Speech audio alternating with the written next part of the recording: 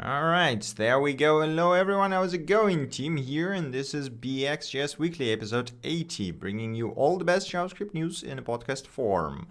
Right, we got, well, quite a lot of stuff today actually. There's been a surprisingly news-rich week, let's put it this way. Hey frontend Nexus, welcome to the stream. Hey Solly, welcome. All right. Yes, as I said, we got a lot of stuff today. Hey Samohovitz, welcome to the stream. God damn, there's so many of you today right from the start. Okay, this is terrifying. Back to the podcast. We got a ton of stuff today. So as usual, let's start with the getting started section that will introduce you to a lot of cool things. And we got quite a lot of articles here today. So the first one we got here is React's useEffect and useRef explained for the mortals.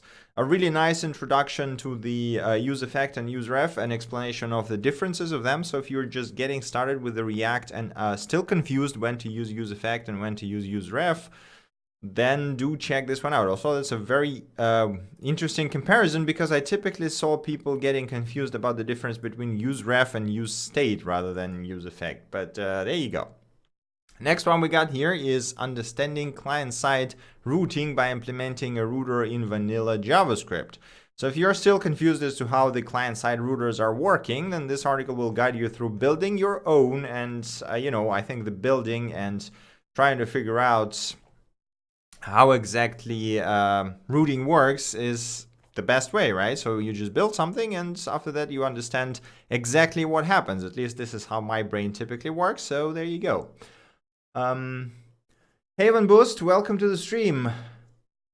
Okay, cool. Yeah, nice. I mean, I think a lot of people don't really manage to catch me live streaming because my schedule is a bit of a mess, but there we go. All right, continuing, we got how to configure Prettier and VSCode, a very nice and detailed guide on setting up Prettier together with VSCode and a bunch of other tools like ESLint, because there are some minor things that require additional settings, let's put it this way, when you set up Prettier with them. So if you're working with VS Code and you wanted to set up Prettier but were confused about some, or maybe had some minor issues here and there, then do check this guide out. It is very detailed, very long. There's like a lot of details here. So yeah, it's a pretty good one. All right, continuing, we got so what the heck is GraphQL? Your ultimate guide on why and how to use GraphQL. Yet another full guide on GraphQL, what it is, how to use it, how to get started. So if you are thinking about getting into GraphQL and still trying to figure out why would you need it and what is the difference from REST, do check this one out. It has everything that basically you need to know to get started. Next one we got here is 5 handy applications for JavaScript Array.from. This is, it's not an extremely complex function, Array.from, but there are some nice applications that you can do with it, starting from the basic stuff when you convert something to array and go into transforming array-like things, like for example document query selector results, which are not exactly array but they are iterable, which you can convert to array, and then things like cloning arrays, things like filling arrays with values. This is a very nice trick, by the way, use it quite frequently. And filling array with new objects and generating ranges of numbers and stuff like this. So if you are not using Array.from and if you were curious as to when would you use that, do check this one out. Next thing we got here is the ultimate guide to handling JWTs on front-end clients, specifically with relations to GraphQL. So this is an article from the Hatsura guys blogs, and they produced the Hatsura GraphQL tool. I'm not sure how to call that correctly, but it's basically ready-made solution for GraphQL, which is actually super easy to set up and works very nice on top of the Postgres. If you never heard of it, do go and give it a go. And this is an article from them on how essentially to add the JSON Web Token authorization to all of that stuff, including the introduction to, what is JSON Web Tokens, how do you use them, where do you store them, and stuff like this. So if you're just getting started, doesn't necessarily with GraphQL, so just with authentication, JSON Web Tokens, do check this one out. It's a very good guide. All right. Next thing we got here is Hello Darkness, My Old Friend. Yes, this is the name of the article, and it's actually a very good, very detailed article on the dark mode.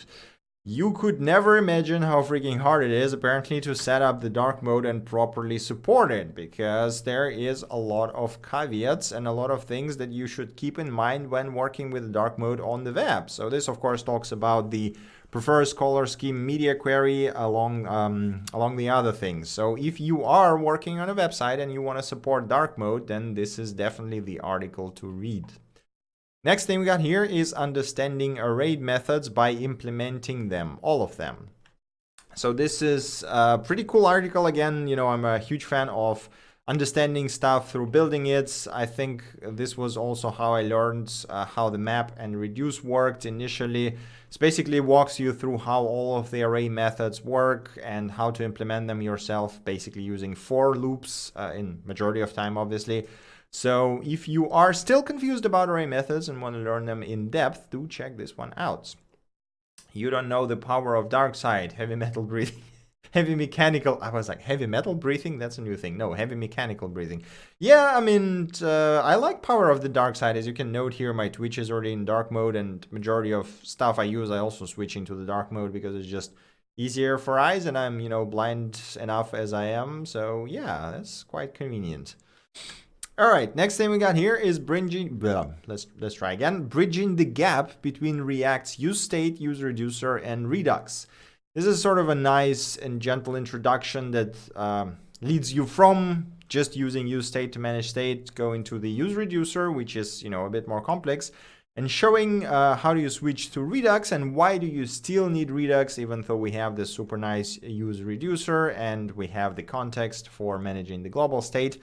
Redux still have a place, right? So if you are just getting started with React, this is a very good starting guide on the overall state management. If you already know the Redux, if you already know, how the stuff works, you won't really find anything new here. All right, next thing we got here is moving your JavaScript development to Bash on Windows. A very nice write-up on Windows Subsystem for Linux and setting it up for development for JavaScript, Node.js, and all that kind of stuff. It's actually one of the best guides I've seen so far, I think. It's pretty detailed. It explains everything you need to know. It does talk about the Windows Insider and VSL2 option. This is something I have not done myself yet. I am terrified to switch to Insiders because I want my games to work, but apparently VSL2 actually works really well, and I cannot wait for it to be released to the mainline.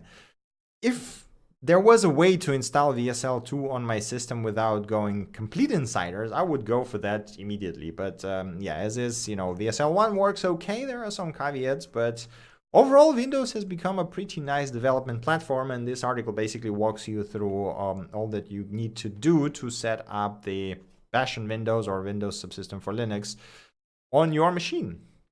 All right, continuing, we got a reintroduction to Destructuring assignment. It is, yeah.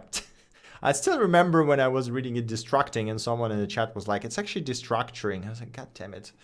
But yeah, it's a really nice write-up on the use of Destructuring and how you can use it to extract nested properties. And there's like a bunch of examples here. So if you need a refresher or maybe you're just getting started with it, do check this one out. It's actually quite good. All right, and I think this is the last getting started article we got here is void in JavaScript and TypeScript. So this is one of those keywords that are rarely used and almost no one knows they actually exist, especially among the the people who are just getting started, because it's rarely mentioned and as I said, rarely used.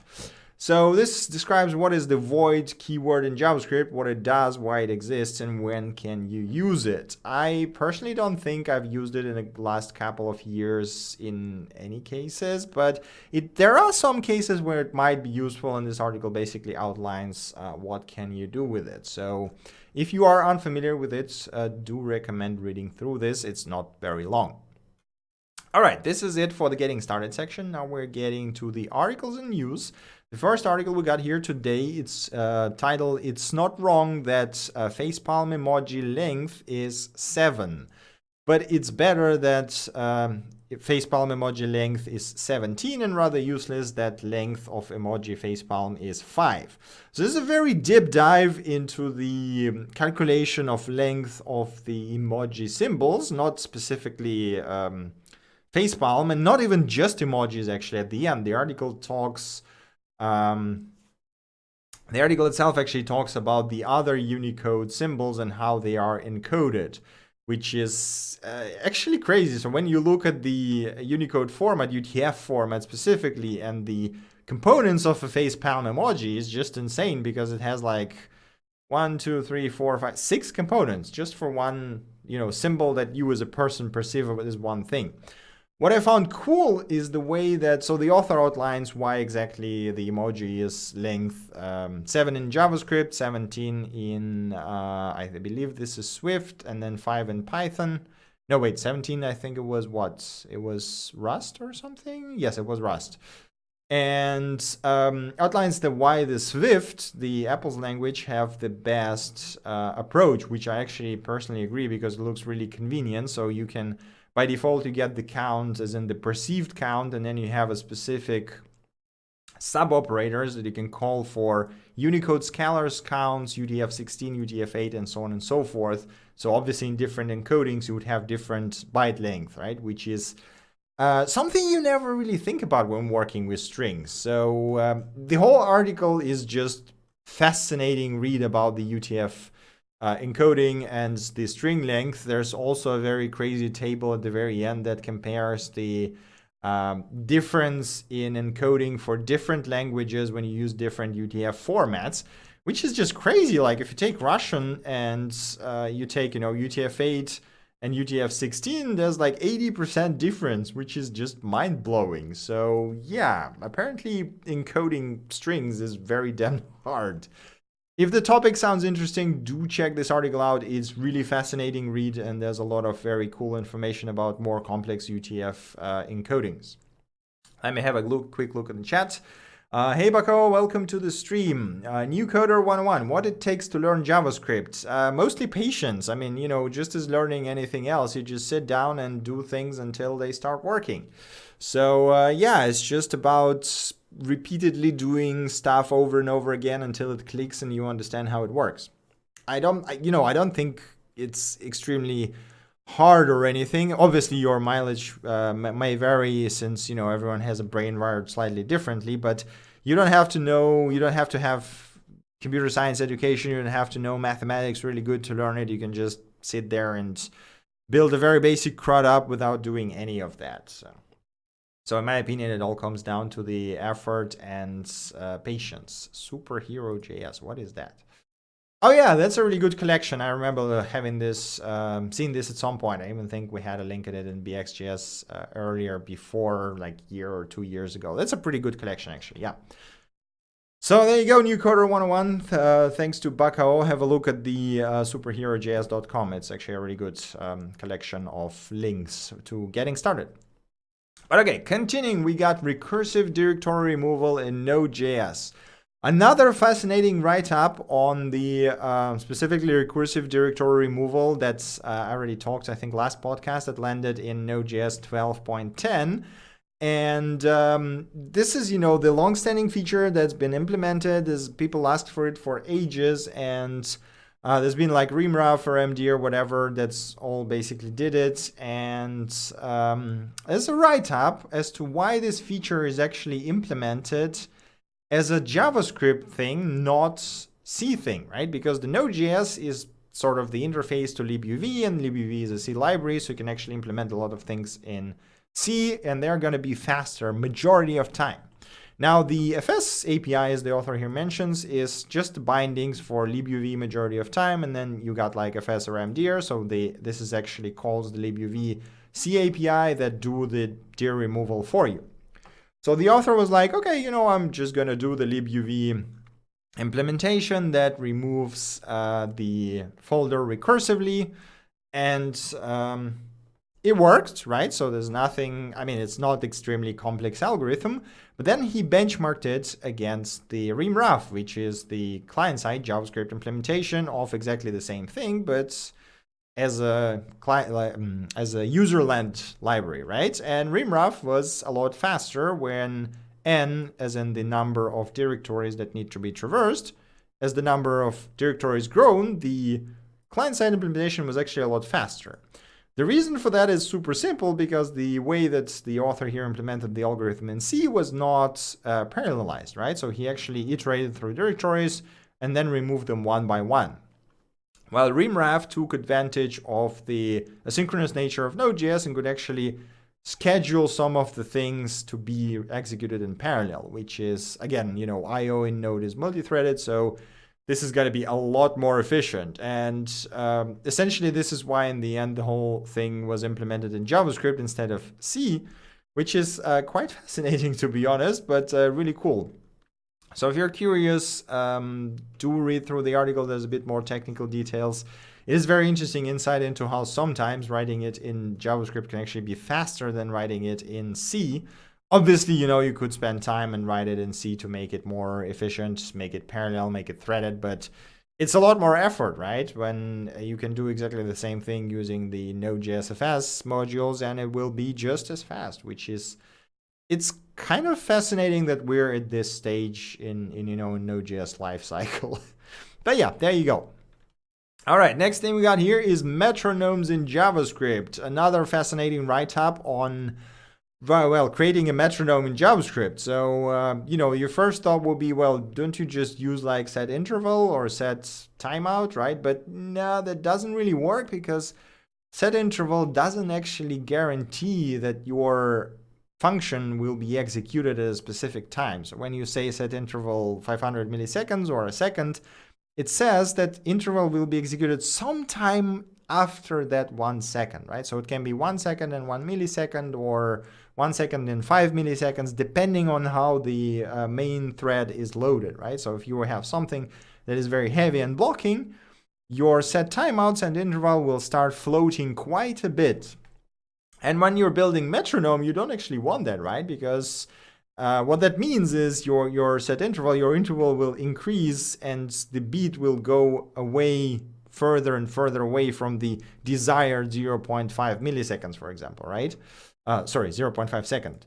So here's a very detailed write-up as to why exactly that happens, how you can combat that. There's interesting suggestions like, let's move set interval into a worker, which means it's not going to get affected by the differences in the main thread, but then you get like an overhead of communication between the worker and the main thread. And then there's apparently you can pre-schedule stuff using the web audio API, and this works in the best way, which is actually quite fascinating. I didn't know that was a thing.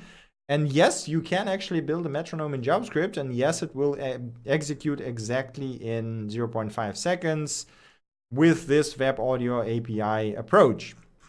So there is a sample code. No, I don't think this is the right one. There is a link here to the metronome that's actually working and that you can play around with yourself. There you go, there's a demo. And since it's published on Glitch, you can also view the source code and check out how exactly it was built. So if that sounds interesting, do check it out. It's actually absolutely fascinating deep dive into the set interval and, well, producing sounds at the fixed intervals in JavaScript. All right, next thing we got here is a lighter V8, a really neat write-up from the V8 dev team. So this is started, I guess, as a V8 Lite project, the project to make a lighter version of V8 engine that has reduced V8 memory usage, specifically for memory-constrained environments like, for example, mobile phones. And the cool thing is that once they started doing that, they noticed that a lot of optimization that could be made towards the V8 memory usage in the light mode could actually be backported to the V8 in normal mode, which is quite interesting to see, actually. And there's a lot more details on what exactly the optimizations are, what were the most, memory-consuming operations in JavaScript, what was the things that took the most allocated memory, which I actually found very interesting, that the most memory-consuming entities is the object descriptors. I expected it to be like the objects and function data itself, but no, it's actually the descriptors that take the most memory, which is one of the most fascinating things or takeaways for me, at least, from this article. There's like a lot more technical details on how they did that, but I just want to show you the results. Light mode is obviously a lot more efficient, so the heap size is like significantly smaller than in default mode. But the improvements done in both modes, so in the default and the light modes, they compare the V8 7.8 to 7.1, which did not have these improvements. You can see that even the default mode has 20%, or, like in some cases a bit less, in some cases a bit more, 20% reduction in V8 heap size, which is mind-blowing. So you just get it for free, essentially, right? And yeah, this is pretty damn fascinating. Depending on a website, it can be even higher. So in light mode, for example, the Instagram has like 30% V8 heap size reduction, which is also quite damn impressive. So if you're interested in stuff like this, and if you want more technical details, then I would highly recommend reading through this blog post. There is some very, very cool stuff in here. All right. I think this is the last article we got here for today. It is titled X3D, Declarative 3D for Modern Web. And it's sort of a walkthrough showing off that we got the declarative SVG graphics, so you can do the SVGs. There's the canvas, which you can draw 2D graphics. There's the WebGL, which you can draw 3D graphics, but those are not really declarative. And we're now moving towards the declarative graphics with so there's the X3D, which is an ISO standard for representing 3D models.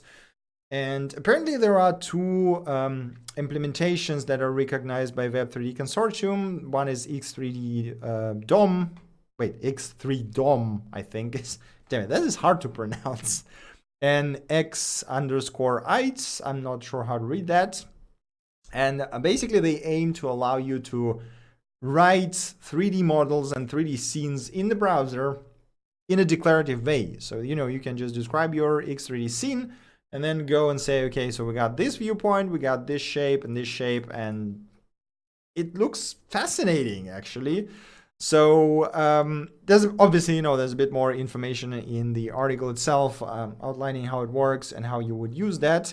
Right now, it's only usable with the CSS and JavaScript polyfill, obviously. But since this is a part of the Web3D Consortium, which is a part of, I think it's part of a W3C group, if I am not mistaken. I might be mistaken because I'm very far away from, the whole 3D world. Open standards for real-time 3D communications, X3D. Okay, you know what, whatever. Maybe it's not part of the W3C, but nonetheless, the fact that there is work towards standardizing 3D DOM is really fascinating. So if you're interested in that, I would quite suggest reading through that. Again, there's polyfills right now for the X3D itself, so you can actually use it today. And there's a bunch of examples, tutorials, and so on and so forth. So it's pretty cool. All right, that is it for the articles and news. Now we're coming to the tips, tricks, and bit-sized awesomeness. The first thing we got here today is what I like about Eleventy. A pretty nice comparison of Eleventy, which is a Node.js-based static website generator, compared to the Jekyll, which is the de facto thing that you use in, for example, GitHub Pages. And it's a very popular static website generator built on a Ruby, I think. Is it Ruby? Am I remembering things correctly? It is Ruby, right? Okay, so yeah, it compares the performance, templating, and so on and so forth. The speed difference is pretty mind-blowing, to be honest. So it's like almost 5 times faster than the Jekyll. So if you are looking for another lightweight static website generator, do check this right up out. Yes, that is that. Wait, apologies, I'm very under weather today, so I might be a bit slow sometimes and might screw up here and there. But there you go. Okay, continuing, we got mind-blowing stat number. Chrome bug numbers crossed into 7 digits. So Chrome just had bug number 1 million on September 8th. Just think about the complexity of the software when it has 1 million bugs. It is insane. Like, I cannot imagine how freaking hard it is to actually manage software as big and as complex as this. But yeah, it's just daily reminder that browsers are amazing piece of software, and there's incredible amount of work going towards making them actually work without issues, you know. All right, next thing we got here is the dot, question mark dot, the optional chaining operator is implemented in Safari Technology Preview, and you can actually run it right now and test it, and it works in the browser itself. No, it's just 1 million created. So 1 million created issues. I don't know what percentage of them is fixed or not. So it's just the millionth issue was created for Chrome, which is still mind blowing. Even if, you know, some of them won't fix, some of them are fixed, the others are known issues, and so on and so forth. But still, like, just the volume of issues is crazy. But okay. Continuing, we got yet another reminder that if you are not using semicolons in JavaScript, you should use Prettier or linter to help you catch the problematic cases, because yes, using JavaScript without semicolons, without using ESLint, is gonna bite you back, and author of ESLint says it's hazardous, and Dr. Axel Rauschmeier says that, well, it's actually bad without using linter because it will bite you in the ass. And this is exactly why I prefer semicolons. But there you go. All right, next thing we got here is the Google feedback on TypeScript 3.5. A really fascinating write-up from the Google team that uses TypeScript pretty heavily on various topics related to the TypeScript features. So if you are using TypeScript, I would highly recommend reading about that if you're curious as to how the TypeScript is used on a very large code bases, specifically here the monorepo of billions lines of code, and you know, they use the single version. How do they update the compiler? How do they manage the new version releases, and so on and so forth? There is some very interesting things in here. So if you're using TypeScript, I would quite highly suggest reading through that. It's not very long, but there is a ton of very interesting info here.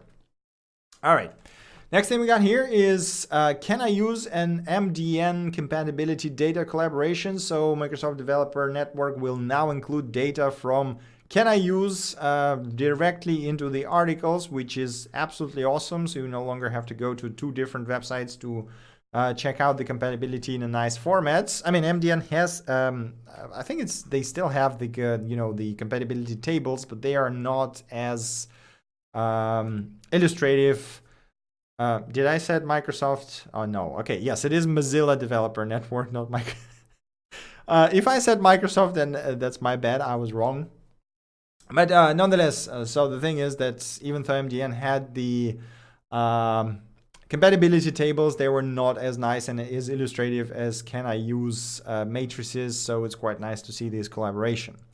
All right, continuing, we got top level await that's just landed in V8 upstream and then was almost immediately reverted for breaking the blink.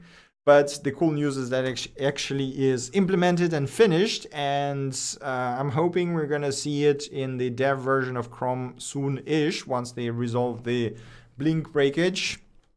And there's already, of course, jokes about backporting it, but yes, it is quite nice to see the progress here, because top level await is a very nice feature that I'm not even sure why it wasn't made in the beginning, you know.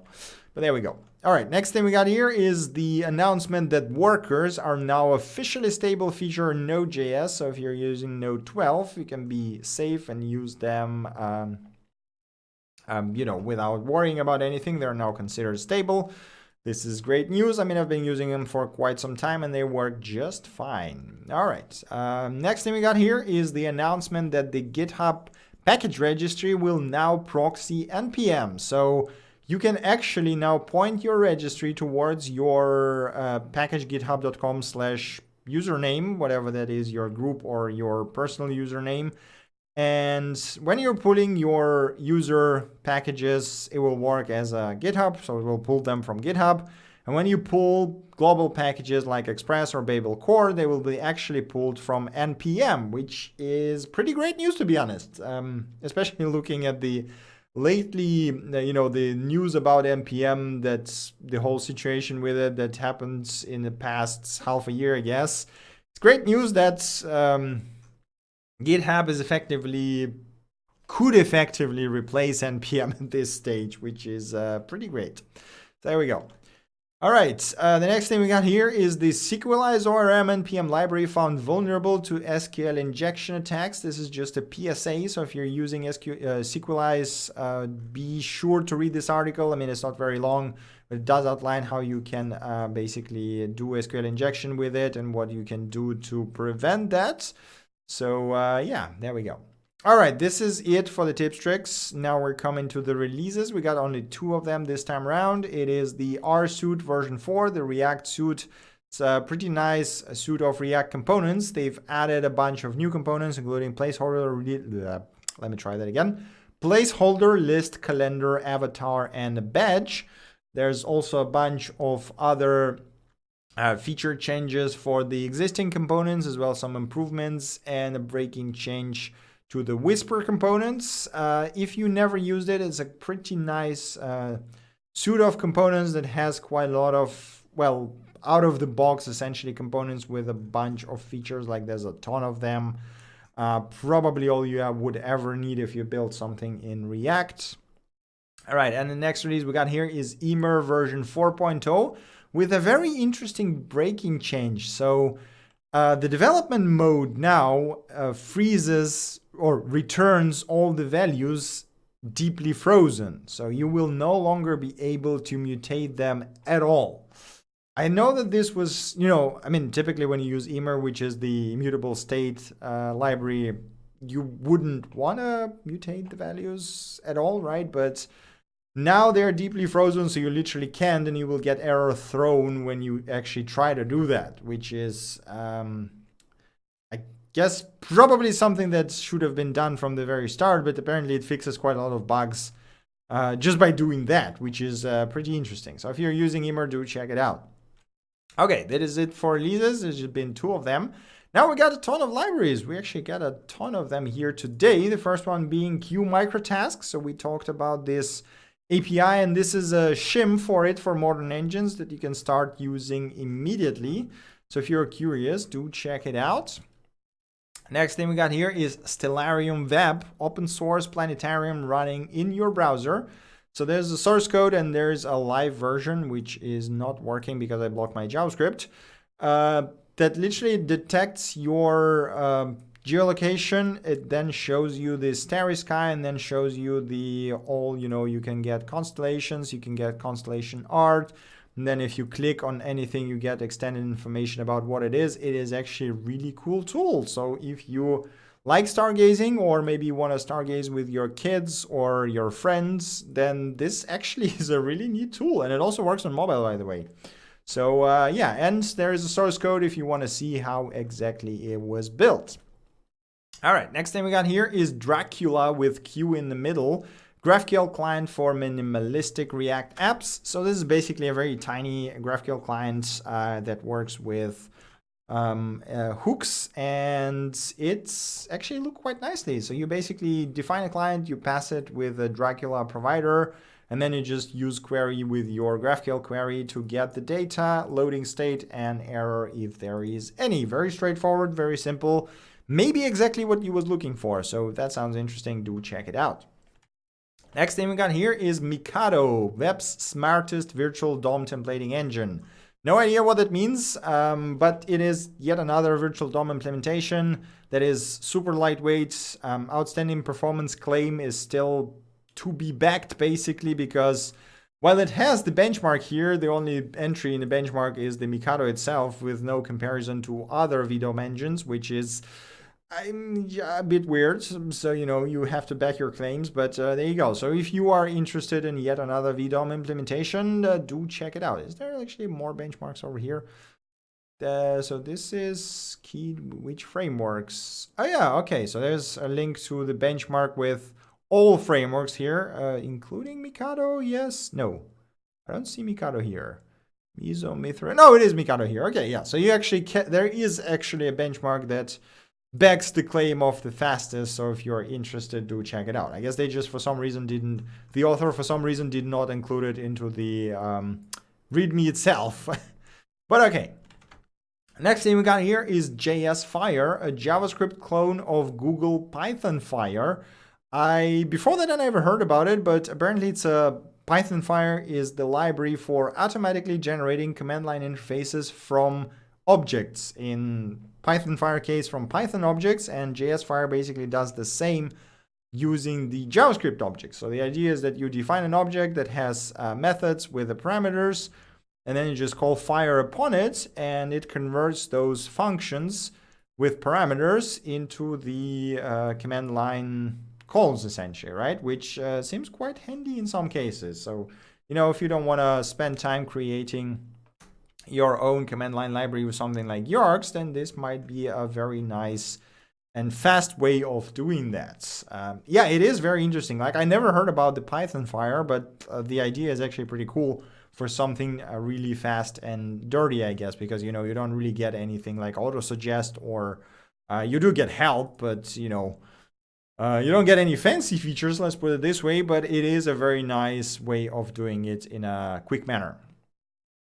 All right, next thing we got here is electron-nuxt, an Electron and Nuxt.js Vue.js quick start boilerplate with Weekly scaffolding, Electron builder, unit and end-to-end testing, and Vue dev tools included. So if you wanted to build an Electron app with Vue.js and all the listed technologies, like there's a ton of them here, this might be a very nice boilerplate, or maybe a nice starting point, or maybe you just want to learn how to do that yourself, so do check it out. All right. Next thing we got here is Constantia. I'm honestly not sure how to read that. I guess Constantia is probably the best I can do. A tiny JavaScript library for creation of fully immutable objects and arrays. So yet another library that basically freezes everything in place. This time around, including restricting property definitions and everything. There is no compatibility information. I don't know if it uses proxies or anything. Let me just quickly check. Yes, it does uses proxies, so that means no older Internet Explorer supports. But yeah, it's a pretty simple way of freezing things in place, I guess. All right, next thing we got here is Kepler, the open source full stack geospatial geosocial networking platform. The idea of the website is actually quite straightforward. It allows you to discuss social, have a social conversation about the geospatial, the places. It uses OpenStreetMaps to get the places, and then there's just sort of a social network around them. I found it interesting because essentially fully open source, you can actually have a look at how exactly it is implemented. It uses OpenStreetMaps, GeoNames, and Meteor as the framework. So if that sounds interesting, do check it out. The next thing we got here is .rest, a minimalistic toolkit for building scalable, fault-tolerant, and eventually consistent microservices. So if you're working with microservices, it actually looks like a pretty good framework. If that sounds interesting, again, I found the eventually consistent part be interesting because this is, not something you typically. Let's just put it this way: it's not something that is easy to implement, right? So this is quite interesting. So if you're working with microservices, do check this one out. Next thing we got here is css-camera, a new way to see web page with CSS 3D transform. Basically does this. So instead of scrolling, you would get 3D transformations with CSS across elements on the page, which they look really nice, but I don't know if that's convenient, and I don't know how accessible this is as well. But as an experiment, that looks pretty neat. So do check this one out. Next thing we got here is light.js, a serverless framework for rendering things, web framework essentially, can be deployed to site now, RunKit, Amazon Web Services, Google Cloud, Netlify, your own server, or Heroku. Basically, I have two complaints about it. First one is this: it says it's functional framework when it actually uses classes and the functions are work in progress, but it's like a minor nitpick. The next thing is that there's this, it always bugs me when people say it's work in progress, but it's already version 1 point something, and then they add that the breaking changes will be made every minor version. That's not how semantic version works. That's just not how semver works. Why would you do that? But yeah, just keep those two caveats in mind and check it out. It actually looks quite interesting, you know, with these caveats in mind. So I guess wait until version 2 when it's actually stable. But yeah, there we go. All right, next thing we got here is emoji-button, a vanilla JavaScript emoji picker that I honestly don't know why would you want that, because all modern operating systems have their own emoji pickers. Windows has one, Mac has one, even Linux distributions has one. So I guess it might be useful in some cases. So maybe you know why. Do check it out if that's the case. Next thing we got here is vue-treeselect, the tree-select component for Vue.js that actually looks pretty damn fancy. Yeah, it's a select component that has the branching structure and allows you to expand and collapse things. And I don't know. I never had a use cases for something like this, but maybe you do. So do check it out. Next thing we got here is dark modes toggle from the Google Chrome Labs. This is one of the components that was covered in the Hello Darkness, My Old Friend article about the dark mode. So if you are interested in implementing dark mode in your website, then do check this one out. It's a web component that you can use anywhere and very easy to use. So maybe this is exactly what you want. Next thing we got here is Can I Email? This is basically a fork of Can I Use, but Can I Use within the emails.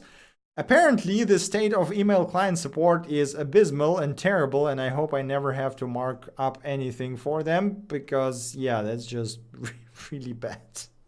So, yeah, nonetheless, really cool resource. So if you're working a lot with emails, do check this one out. Next thing we got here is JavaScript-action template. So this is template for GitHub Actions written with JavaScript that includes testing, linting, workflow, publishing, and versioning. So everything you need to get started with GitHub Actions. If you are curious, I did a GitHub Actions live stream this week where we migrated the BxJS website from Travis to GitHub Actions and also created our own custom GitHub action that ran Exaframe to deploy it. So yeah, it's actually a very nice tool set. And if you're interested in building your own action, that seems like a very cool template. All right, next thing we got here is SpaceKit, a JavaScript library for 3D visualizations. This is a damn fancy looking visualization library. I had a demo somewhere here. There's a full, where was it? Oh man, nonetheless, you know, so it's basically if you work with space, as in, you know, there we go, there's the demo. If you work with space, like literal space, you know, like the space planets, meteors, and you want to visualize them in JavaScript, then, well, this thing allows you to do that, and damn, it looks good. It also has a very nice API, so, you know, do check this one out. It is actually fascinating that this is a thing. But yeah. Outlook for Windows is the main culprit. Sometime around 2007, they switched the HTML engine from Trident, the one used in Internet Explorer, to the one used in Word. Wait, what? That sounds terrible. I really hope they will switch to the new Edge engine when the, you know, the Chromium one, once it comes out, because that sounds like a pain in the ass. All right, continuing, we got kea or kea. I'm not sure how to read that. The data layer for React powered by Redux. Yet another attempt at simplifying Redux in React and reducing the boilerplate. So yeah, if you're working with Redux and if you wanted to have less boilerplate, check this one out. Maybe this is exactly what you're looking for, but seems okay, I guess. One hell, too many old versions of Outlook. That's a fair point. I mean, fighting with legacy software is always a huge pain in the ass. All right, continuing, we got fold.ts. I'm not sure why it's not a dot, but it's a TypeScript framework. As it says, Node.js framework for serious developers. Is basically a web framework built in TypeScript and in a very object-oriented way. So if you are a fan of stuff like this, do check it out. It's actually seems pretty solid. It's version 1.1.1, so way beyond version 1. Seems pretty stable.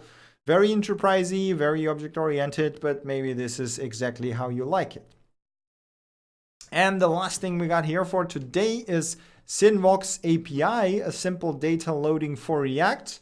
Now, one thing I want to comment on is that the description says it's React using suspense, but it actually doesn't use anything related to suspense. It just uses hooks, which doesn't make it less awesome because I really like the approach they took. So it is a library that essentially wraps around the Axios create API, right? So in Axios, you can do this axios.create to return a client that will query a specific base URL with specific set of headers, so the specific config. And what this library allows you is to then get the API using useAPI hook and call it in a synchronous manner by just using the methods. So you can literally say like, okay, .users, .me, .get, and this will execute the GET request to your API /user/me, which is pretty damn fascinating. Now, one thing that I'm not sure how exactly it works under the hood because I did not have time to work, but from this, it looks like this will be executed on each re-render, right? I might be wrong, and there might be some sort of memoizing going under the hood.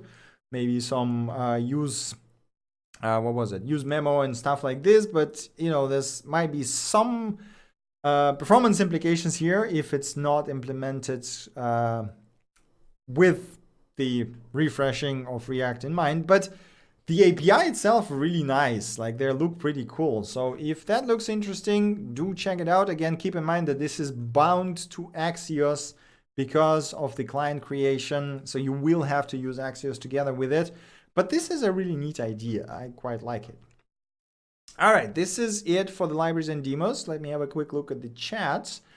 Best bet is tables for layout and aligning CSS for styles. That sounds like a horror to me. Like I'm really terrible at CSS and markup in general. I really like with Flexbox, and I haven't used Grid actually yet that much, but yeah, I don't think I want to ever mark up with tables again. Okay, so the last thing I want to highlight for today is the whole code catalog. A really nice collection of, tools around different interesting programming paradigms like Eve, Hazel, Glitch, Hypercards, Lambda, Luna, Observable, Parabola, Retool. That's like a lot of them here. And if you have any interest in collaborative software development and future of coding, I guess, there is a ton of things to look at. And in just here, they also have these categories added. Some of those are, I think I personally saw all of them at some point, but is a really nice collection nonetheless. So if you're interested in collaborative coding, do check this one out. There is a ton of tools that are very fascinating. Not specifically JavaScript, by the way. So this is one of the things that's worth mentioning. But all of them are very, very interesting to look at least. All right, that is it for me. This was BxJS episode 80. If you guys have any questions or suggestions, your articles, articles that I might have missed, the projects that you built this week and want to share, do throw them into the Twitch chat right now. If not, then we can wrap it up here. While you're thinking and throw it into the chat, I will just sum this whole thing up. As usual, you can find all the mentioned links on bxjs.dev or on our GitHub. If you are watching the VOD of this and still want to talk about something or want to say where I was wrong, just join our Discord server and talk to me there. You can also, as usual, reach out on Twitter or any social network you will find. If you're watching this on YouTube and have anything to say, throw in a comment down there. It's always appreciated. I'm always open to the discussions. And yes, this is basically it from my side. So let me have a look at the chat. Thank you for your effort. Well, Bagao, thank you for watching as usual. Your continued support means a lot to me. Solly, what is your thoughts about scalability in frontend? I was asked in an interview if I ever worked in scalability in a frontend, and to my knowledge, scalability in frontend is already maintained by the JS frameworks. Like if I get 1 or 1K users on my website building using React, what should I do different in my code base? I think this is not just a question to the front end, right? Because front end typically shouldn't work with 1K users. That sounds like a very bad idea, and majority of time, especially if your front end is built towards, geared towards working both on mobile and on desktop, you shouldn't work with too much data. So you typically just comes down to making pagination work correctly, right? I would clarify what do they mean by scalability, because as long as you paginate and chunk your data correctly, you shouldn't really care much about scalability, right? So I guess one example would be the infinite scrolling list, where you should care about scalability, because as you infinitely scroll, like the Reddit is prime example of that, right? If you go to the new version of Reddit and you start scrolling, it infinitely loads stuff again and again and again and again. But because they don't because they don't window the list in current version of Reddit, after like 10 minutes of scrolling, it becomes nearly impossible to scroll further without actually lagging like hell, because there's like, I mean, it's Reddit, so there's like a lot of images and stuff. So one thing you could do here is use the virtualized list to dispose of the previous entries in DOM, as in, you actually have them in memory, but you don't render them. So the DOM is a lot lighter than what it is. But this is a very specific case. So I'm not like, I would first sit there and talk to them about what do they mean by scalability.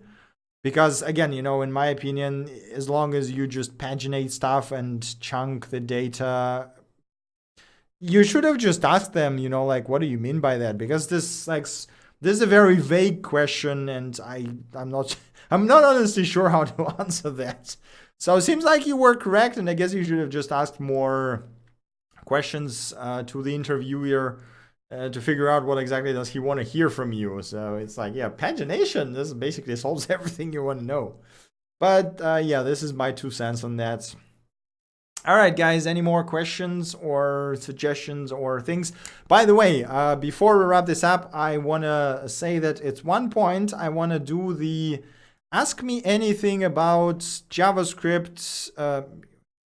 Wait a sec. Okay, so let me just finish this. So at one point I want to try a new format for stream. So I stream games from time to time, right?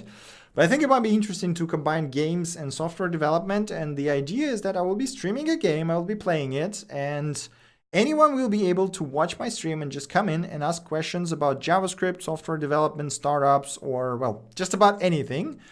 In a way that I will be pause my game, go into the different window like a browser, and answer the question in details. So if that sounds interesting, do follow me on Twitch and in Discord server to see the announcement of when the stream is going to happen, so you can join and ask your questions about what library to pick, if you're having a problem with JavaScript, if you are building your next startup and not sure about the technical side. I will be more than happy to answer any of that.